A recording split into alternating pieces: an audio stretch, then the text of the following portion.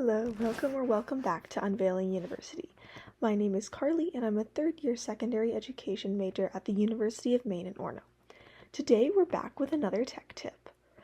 Keeping on top of your emails can be really overwhelming because they always seem to be piling in a nonstop stream. But by trying to keep a zero inbox, the email process can be much more streamlined. Today I'll be sharing with you my experience on keeping an organized email. First of all, don't stress if your email is not entirely empty. I usually always have a few in my inbox. These are important emails that have relevant information or need a response. For me, I consider relevant information things I want to be reminded of or have quick and easy access to, like class cancellations, test information, my Discover bills, and meeting invitations. In terms of emails that need a response, I like to answer them within the day that I receive them, but answering within 2 or 3 business days is certainly sufficient in most cases. Now, not every email that you receive is important and worthy of space in your inbox. If you receive an email that just doesn't have any valuable information or doesn't require any follow-up actions, just delete it. If you're subscribed to an emailing list that you never look at, just unsubscribe. This can be a great way to limit the amount of unimportant emails you receive. Now, newsletters can be tricky. Some weeks they have helpful information, while other weeks they don't. I usually always skim through them, usually while I'm eating lunch in the library.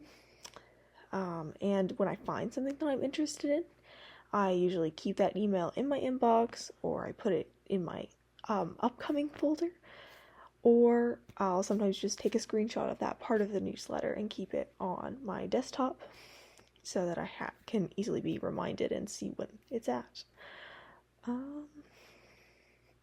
Another option for interesting events could be putting it in your planner or calendar as well, and then you can go ahead and delete the email. And yeah, remember that usually I think it's like 30 days until your email does empty out, so if there is an email that you want to go back and access, it's usually not too late. So for emails that do have information you want to keep, but maybe it doesn't require any action, like maybe I get some emails from a grad school guy at UMaine, so I usually keep those just for future reference, and I have folders that I can put all of these in. So I have a special one for conversations with my advisors and another one for conversations and announcements with my professors, and I have one for each class in that case. I also usually save study abroad emails just in case I want to reference those later.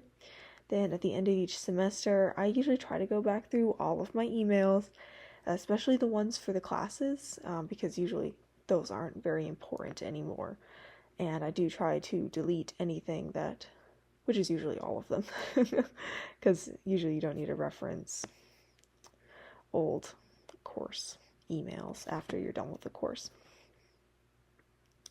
But if there is something that you do want to file away, I know I've had a few funny emails that my teachers have sent out about why they're sick.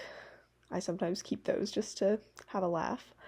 So I'll put those away in a folder. I have a done section in my email that has all of the courses that I've taken in the past. So if there are any important information I want to keep, I do have a spot for it. Yeah, that's one thing. I always try to have a spot for everything. I have, like I mentioned earlier, upcoming, one for each of my classes. I have one for my jobs. I have one for, opportunities, usually opportunities in the future, like I mentioned, the grad school. So by looking through your email at least once a week and deleting the ones that aren't important and acting on the ones that are important, I believe that you'll quickly find yourself with an organized email. So, thank you for watching as we unveil university every step of the way.